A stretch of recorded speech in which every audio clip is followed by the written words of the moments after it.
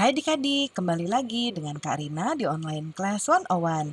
Kali ini kita akan belajar IPA untuk kelas 5, tema 2, subtema 1, cara tubuh mengolah udara bersih. Di pembelajaran kali ini kita akan belajar pernafasan pada hewan di halaman 3 sampai dengan 11. Untuk melihat video lainnya, adik-adik bisa klik di kolom deskripsi ya.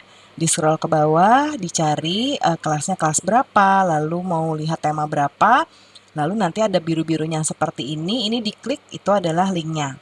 Atau bisa juga di kanan atas ini, adik-adik klik, nanti akan muncul juga playlist dan video rekomendasi lainnya. Kita mulai ya adik-adik. Nah, menurutmu apa yang dilakukan ikan-ikan dengan selalu membuka dan menutup mulutnya? Tuliskan pendapatmu di kotak berikut. Nah, adik-adik, di pembelajaran sebelumnya kan ada Dayu ya. Dayu itu memelihara ikan hias. Dayu senang melihat mulut ikan hiasnya terbuka, tertutup gitu ya. Nih, seperti ada di sini. Nih, ya, terbuka, tertutup. Nah, jadi di sini adik-adik, eh, ikan membuka dan menutup mulutnya adalah karena dia sedang bernafas. Ya, dengan memasukkan air ke dalam insang, itu adalah agar oksigen di air bisa disaring dan diedarkan ke seluruh tubuh ikan. Ya. Kemudian kamu telah menuliskan pendapatmu, bacakan pendapatmu secara bergiliran dengan teman-temanmu.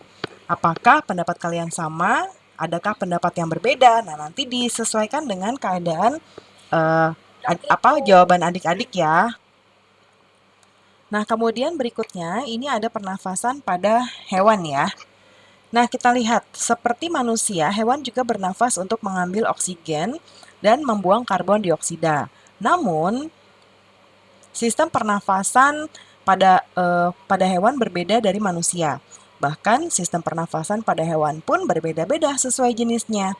Berikut sistem pernafasannya ya adik-adik ya. Nah, yang pertama ini ada alat dan sistem pernafasan pada cacing tanah. Jadi cacing itu kan bentuknya cuma lurus begini aja ya adik-adik ya. Jadi dia itu kalau kayak kita punya hidung. Nah, kalau cacing itu beda sama manusia atau hewan yang memiliki hidung atau paru-paru atau insang dan lain sebagainya. Dia bernafasnya melalui kulitnya. Ya, jadi saat udara malah masuk melalui kulit, oksigen diikat oleh darah seperti ini nih. Ya. Nah, jadi eh, pada darah cacing terkandung hemoglobin sehingga mampu mengikat oksigen. Ya, lalu nanti diedarkan ke seluruh tubuh. Kemudian zat sisa pembakaran berupa karbon dioksida dan uap air dikeluarkan dari tubuh melalui permukaan kulit juga. Unik ya adik-adik ya. Kemudian yang kedua, alat dan sistem pernafasan pada serangga. Kalau ini dia bernafas dan menghisap oksigen dan melepaskan karbon dioksida juga. Namun alat pernafasan pada serangga beda ya sama hewan lain. Nah, dia alat pernafasannya berupa trakea. Nih ya, yaitu sistem tabung yang memiliki banyak percabangan di dalam tubuh. Ya, bentuknya seperti ini. Kita langsung lihat aja. Ya. Nah, di sini nih. Ya, seperti ini. Nah, trakeanya ada di sini nih. Nah, kemudian ketika udara masuk ke trakea melalui pori-pori, ya, selanjutnya udara beredar melalui pembuluh udara kecil. Nah, itu ya prosesnya. Lalu sekarang kita ke alat dan sistem pernafasan pada ikan atau pisces. Semua makhluk hidup termasuk ikan juga butuh oksigen ya untuk hidup. Nah, kalau ikan, dia bernafasnya itu melalui insang.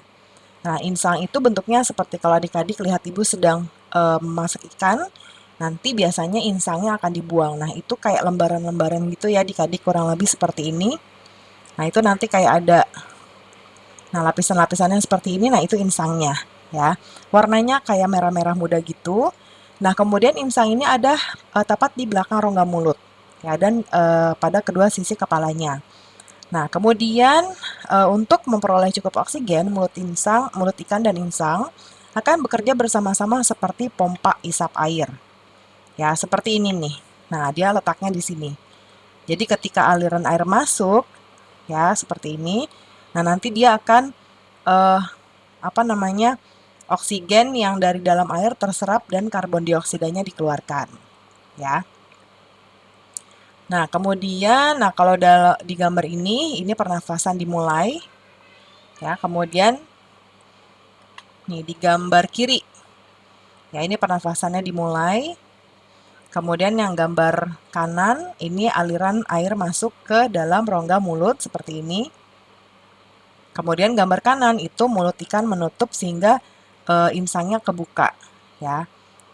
Nah, kemudian sekarang hewan amfibi. Amfibi itu hewan yang hidup di darat dan di air, ya. Nah, kalau seperti contoh ini ada katak, ketika masih jadi kecebong, katak itu hidup di dalam air ya, bernafasnya menggunakan insang. Seperti ini nih. Ya, kemudian setelah berumur 9 hari, dia masih menggunakan insang dalam. Nah, kemudian ketika sudah dewasa, dia bernafasnya menggunakan paru-paru, ya. Kemudian reptil. Kalau reptil itu contohnya ular, kadal, cicak, buaya, dan biawak ya. Dia pakai paru-paru juga. Nih adanya di sini, di daerah sini. Jadi sama kayak kita masuk lewat hidung, ya, lalu ke batang tenggorokan, lalu ke paru-paru. Kemudian berikutnya ada pada burung atau aves. Nah, burung juga punya paru-paru, ya, di daerah sini nih. Nih ya. Jadi bernafasnya juga dia dari trakea, udara sebagian masuk ke paru-paru, masuk sebagian juga ke kantong udara. Ya. Nah, ini jadi dia punya paru-paru.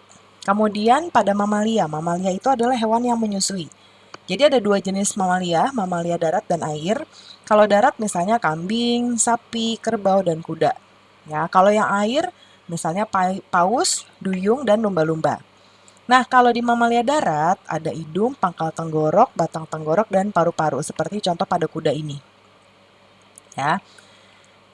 Nah, kalau di air hidungnya dilengkapi dengan katup. Jadi saat mereka menyelam, katupnya tertutup dan ketika dia muncul ke permukaan air, dia akan terbuka katupnya, ya. Nah, saat itulah dia bernafas dan mengeluarkan karbon dioksida. Ya. Nah, ini ada tugasnya nih adik-adik. Tugasnya itu adalah membuat kerja kelompok ya, membuat salah satu organ pernafasan yang ada di gambar tadi.